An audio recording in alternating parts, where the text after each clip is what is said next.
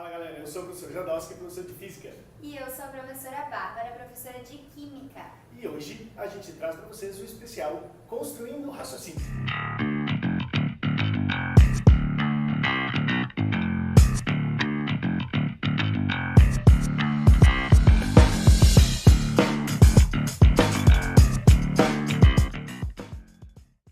Galera, a gente pensou em mostrar esse Construindo o Raciocínio para vocês vejam como é que as discussões que a gente tem aqui vão nos levando a encaixar as coisas da física com a química, o que é bem importante para que vocês também possam fazer coisas parecidas enquanto estiverem estudando. E eu acho que isso só mostra o quanto todo mundo é capaz de construir o conhecimento junto. Não só a física com a química, mas a biologia com a química, também a biologia com a física e assim por diante, e as outras matérias. Quando a gente conecta as coisas, eu acho que dá aqueles na mente, sabe? E aí tudo fica mais fácil, porque daí a gente está entendendo juntos as coisas. É isso aí, sabendo para que tu vai usar, como que tu vai usar, acaba se apropriando muito mais daquele conceito e ele, nossa, não precisa mais estudar. Tu acaba que tu sabe ele, porque tu já sabe até usar ele em outros lugares, e aí ele é teu, ninguém mais tira. Né? Exatamente. E aí hoje a gente resolveu mostrar para vocês como que a gente construiu um conhecimento juntos aqui, uma fusão da química com a física, que a gente deu uma viajada aqui e a gente quer mostrar isso pra vocês. É isso aí, e foi na hora que a gente não estava fazendo nada. Então a gente começou a fuçar nas coisas e a gente encontrou isso aqui. Isso aqui, você já deve ter visto esse brinquedinho. Isso aqui, você já deve ter visto esse brinquedinho. Olha só. Eu me sinto muito poderoso no meu fazer. Cara, e aí quando a gente ligou e começou a se questionar, tá, mas por que isso, né? Aí tem aquela explicação padrão, assim, uma enorme diferença de potencial e pouca corrente porque aqui dentro é um gás rarefeito.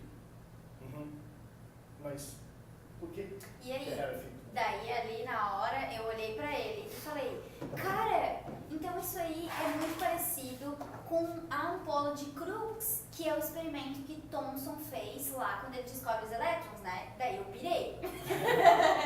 Daí eu olhei pra ele e falei, é sério? Daí ele falou, sim, é isso. E aí? E é todinho, né? Porque depois disso vem a lâmpada fluorescente, vem a ampola de raio-x, tudo vem baseado nesse primeiro experimento do Thomson com a ampola de Crookes. Que é o descobridor do elétron. E olha só que louco, então a gente começou aqui, né? E isso é aquele desenho, tá, vocês viram? E aí daqui a gente ficou na dúvida, por que então eu não posso ter um monte de gás? Por que o ar atmosférico não conduz corrente como aqui conduz tão fácil? Por que tem que ser um ar rarefeito para conduzir corrente elétrica, né? E o ar normal, assim, ao natural, por que tem que ser em condições especiais? E aí a gente começou a discutir que características que tinham, né? A gente começou a falar que no metal conduz, porque aí tem o que a gente chama de mar de elétrons, os elétrons livres que ficam disponíveis, mas aqui não tem isso, né? Aqui o O2 é uma ligação covalente. Então, assim, qual propriedade, como da ligação covalente que a gente vai ter para conduzir corrente elétrica? E daí eu comecei a explicar para ele a tal da ligação sigma e da ligação pi. E na verdade a gente começou a falar isso dentro, então, da ligação covalente. E a gente começou a discutir ligação covalente, a gente tem um compartilhamento de elétrons, certo? E aí aqui, cadê? Que a gente falou que a gente tinha elétrons aqui, elétrons aqui, elétrons aqui, elétrons aqui, que estavam sendo compartilhados por cada um dos ossos. E aí já surgiu outra pira, né? A gente já lembrou de, tá, mas são dois elétrons, por que eles ficam ali juntos? Se negativo com negativo se repele, por que o que faz essa ligação ser estável? Não devia nem se ligar, né? Não devia nem se ligar, porque é negativo com negativo. O que está fazendo essa atração, então? Aí a gente fez um desviozinho e acabou aqui no princípio de exclusão de Pauli. Eu chamo Pauli, ela chama Pauli, deve ser Pauli, porque né, é o time dela, então beleza, Pauli. E aí assim, tem 3 elétrons aqui, e onde é que a gente bota um quarto elétron? Eu posso botar ele lá no início, mas eu não posso botar ele igualzinho. Lembra que eu nunca vou ter os 4 números quânticos iguais. Exatamente, isso mesmo. Nunca vai ter os 4 números quânticos iguais. Então você não pode ter ali 2 elétrons, né, que a gente representa o elétron pela setinha. Então a gente não pode ter 2 elétrons para cima. Por quê? Porque aí na aula, na escola, fica porque é assim. Porque é assim, regra, Deus né? quis, né? Aí eu lembro, quando a gente estuda magnetismo, a gente fala do spin do elétron. A gente fala que um elétron que está girando, e aí lá a gente acaba falando de regra de lei de Ampère, da mão direita, que quando a gente tem um elétron girando, ele tem uma orientação magnética como se fosse um ímã em miniatura. Então ele é um ímã elementar. Se eu tivesse um outro elétron girando para o mesmo lado, eu tinha um outro ímã, norte com norte, sul com sul, aí eles iam embora. Repelem. Mas eles têm que ser de spins contrários, porque aí eles criam esse momento magnético contrário. E aí eles se atraem. E essa força magnética é mais intensa que a força elétrica. A força magnética, depois vem a força elétrica e depois vem a força gravitacional. Então essa é maior do que a outra. Entendi. Então, no caso do elétron ali, essa aqui atrairia mais, é a que mantém mesmo a ligação unida. Isso.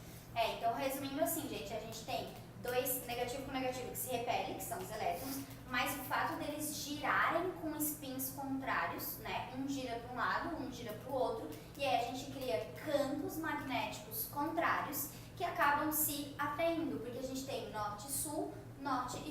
Então aí eles se atraem. E é isso que mantém a ligação covalente unida. Daí a minha cabeça faz assim, ó. Daí eu piro, né? E aí, já que a gente estava nessa pira, aí eu perguntei para a Bárbara, tá, mas o que é a história do orbital que a gente desenha, né, com aquelas bolinhas, o professor leva o balão para a sala, né, o que quer dizer aquilo mesmo? Cara, olha onde a gente chegou na vida. Vai aí, mano. Então, a gente estava falando aqui do O2, né? E como a gente tem no oxigênio uma ligação sigma e uma ligação pi, então eu fui mostrar para ele, através dos orbitais, como é que funcionava a ligação sigma e como é que funcionava a ligação pi, certo? Então, a gente sabe que o oxigênio, ele usa a camada de valência para fazer as ligações, que é o orbital P, e o orbital P é em forma de alter. Lembra aquele da academia que tu pega e faz, sabe? Como é que faz? E tu faz assim, então é mais ou menos em forma de alter. São 3, por isso esses 3 quadradinhos aqui, na vida real são 3 halteres. E aí, a ligação sigma, então, que é sempre a primeira que ocorre, ela vai ocorrer com sobreposição de orbitais no mesmo eixo, né? Então, seria, por exemplo, aqui um orbital P de um oxigênio, e deixa eu desenhar outro aqui, ó. Se a gente tivesse outro orbital aqui, a gente teria, então, no mesmo eixo, uma sobreposição aqui, ó, que seria a tal da ligação sigma. E como vocês podem ver, aqui a gente não tem mais nenhuma opção de sobreposição. Então, as próximas ligações, uma ligação dupla ou uma ligação tripla, ela teria que ser em orbitais paralelos, que são esses dois em pés ou esses dois deitados. E Tá, aí para. Porque é aí que eu acho que eu me perdia nas aulas de química. Porque aí, antes de... Assim, ó, nessa altura eu já tinha parado de escutar o professor de química, e eu tava lá naquele balãozinho. Mas que poia de balãozinho, velho? O que isso tá fazendo ali, velho? Não tem um balão ali. Assim, ó, sério, velho, depois de muito tempo, é sério, depois de muito tempo que eu fiquei, quando fui falar lá na física, de função de onda, de probabilidade, é que aí caiu a ficha. Isso é um desenho de onda que mostra aonde pode estar o elétron naquele momento. Quando a gente estuda harmônicos de ressonância, a gente pega uma corda e chacoalha e ela faz uns desenhos assim, um fuso, né, como se fosse um solo de revolução. Mas a gente sabe que não são milhões de cordas. A corda está embaixo, depois a corda está em cima, depois ela está na frente. Tipo um ventilador. Isso. Que tem a hélice, parece que ela está em todos os lugares ao mesmo tempo, mas ela ela não está. Então, né? ali tu tem a probabilidade maior de encontrar ele aqui. Peraí, e isso é a definição de orbital. Orbital, né, é a região de máxima probabilidade de você encontrar o elétron. E aí, olha o que ela me disse. Que quando tem essa sobreposição, então, essa parte do orbital diminui, essa também diminui, e aqui eu tenho, ela pintadinha assim, Sobreposição. da sobreposição. Então eu tenho uma enormíssima probabilidade de encontrar o elétron aqui, e bem menos aqui, bem menos ali. Aí ela falou isso, como ela fala, claro, cara, aí explodiu tudo. Porque aí, cara, muita coisa faz sentido, e as ligações que a gente discutiu depois, vem dessa noção, isso foi mágico. Lembra que a gente falou que aqui, quando aumentava isso, justificava o porquê de algumas ligações aqui. Poderem ou não poderem acontecer, né? Aí a gente já não tá nem mais no O2, tá ligado? Aqui a gente já foi lá pro grafite, pro grafeno, velho. A viagem foi longe, entendeu? Porque daí tu vai vendo um monte de porquês. Meu Deus, então isso é por causa daquilo, isso é por causa daquilo. E a cabeça vai indo e tu vai indo e tu vai... Tá, meu Deus! olha só, me diz de novo. Então, isso aqui foi o que tu chamou de ligação sigma. sigma. E a ligação sigma, ela ocorre com sobreposição de orbitais no mesmo eixo, né? E ela é uma ligação, teoricamente, mais forte do que a ligação π, que acontece em paralelo. Aí, olha só, aqui eu posso ter movimento de cargas, desse para esse. Aqui começa a entender por que a condução acontece através do grafite, por exemplo. Que acontece através da ligação π, exatamente. Que é essa ligação aqui. Então aqui eles não estão presos só dentro desse espaço, né? Aqui ele tem uma barreira, não consegue passar para lá porque tem um gap, aqui tem um espaço, uma lacuna. Mas aqui não, aqui eu consigo passar até, ó, de um para o outro e seguir adiante. E aí a gente meio que pirou. Por quê? Porque a gente fala, quando a gente fala lá em ligações químicas, a ligação sigma ela é mais forte, ocorre com sobreposição de orbitais, a ligação π ocorre em paralelo e ela é mais fraca, justamente por esse elétron poder ficar, entre aspas, caminhando ali, né? Ele tá como se fosse, não é um elétron totalmente livre, mas é um elétron bem mais livre do que o elétron da ligação sigma, Ele né? tem bem mais chance, né? Imagina, se eu provoco lá uma diferença de potencial e eu tiro um elétron desse primeiro cara, fica um buraco. Esse cara pode vir aqui ocupar, e o outro vir, e o outro vir, e o outro vir, e aí desencadeia o movimento de carga. Exatamente. E daqui a gente desenhou isso e achou, nossa, como a gente está sacando, muito óbvio. Claro, aqui então a ligação não tem como o elétron pular, mas aqui eles estão livres. Tá, e se a gente botar o outro do lado? Pô, ele vai pro outro lado. Então você tem que botar outro embaixo. Daí foi onde a gente virou nesse desenho aqui, que é o desenho, a estrutura, então, basicamente do carbono grafite, né? Que inclusive caiu no Enem ano passado, né, 2018, colocaram pra gente a estrutura dele, a hibridização do carbono aqui. Então a gente colocou mais ou menos como é que seria. Explica pra galera. Então, Já que já entendeu, né? A gente começou a pirar nessa estrutura e foi bem difícil de achar algumas coisas, mas olha só. Vê se o desenho ficou bom. Isso aqui é como se fosse uma folha dessa estrutura do grafite. Abaixo é outra folha e aqui abaixo seria uma terceira folha. Porque a estrutura do carbono grafite é assim, ela é como se fosse várias folhas. Então imaginem mesmo aí folhas tipo de papel, né? Várias folhas assim, uma bota outra mão aqui, outra mão aqui, seria tipo isso, tá? Que brincadeira. E o que se sabe é que os elétrons podem ser conduzidos através da folha, mas não entre folhas. Eles têm essa direção, não é isso? Exato. E não conseguem mudar de folha. Tá, e aí a gente ficou tentando achar onde é que estava a ligação sigma, onde é que estava a ligação π. E aí, essa ligação aqui, ela não é, né, nem sigma nem π. Como é que eles chamam? É uma interação, interação, como né? se fosse. Uhum. E aí, olha... Porque deixa eu só mostrar para eles aqui, ó. O carbono, ele faz 4 ligações, né? Então, seria 3 ligações sigmas, né? Que seria aquela sobreposição de orbitais. E a quarta ligação seria essa ligação que seria π, que na verdade, seria a ligação π, que eles até desenham assim, ó. Tchuk, tchuk, tchuk, como se fosse realmente pontilhadinhos, que essa seria a interação, que é onde a gente tem o elétron π, e é esse elétron π que faz poder conduzir corrente elétrica. Então, esse elétron que faz conduzir. Lembra que a gente estava falando nesse desenho de antes, que aí então ele podia sair daqui para lá, para cá? Olha onde que esse cara vai estar. Aqui eu tenho uma estrutura dele, da folha, e aqui da folha de baixo. Entre essas duas, imagina que eu vou ter um desse se sobrepondo a um outro desse da folha de baixo. E aí a gente cria um aspecto muito parecido com aquele que a gente tinha dito antes. Diminui a probabilidade dos elétrons estarem nessa posição e aumenta de estar aqui na posição do meio, entre uma folha e outra.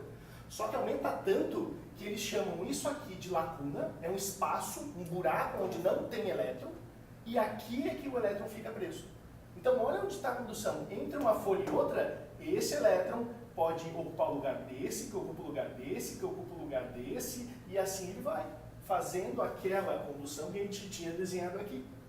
E ele não consegue passar por debaixo porque tem um buraco. Então a condução ela não pode ser perpendicular, é isso? Ela tem que ser paralela, assim, né? Ela tem que seguir a folha através desses elétrons da interação, que ficam presos Então aqui. ele não consegue passar de uma folha para outra, certo? Né? Ele fica ali no meio, literalmente, das folhas. Ele aqui. Então, fazendo como se Porque fosse... ele fica passando aqui. Exatamente, virado pra lá, assim.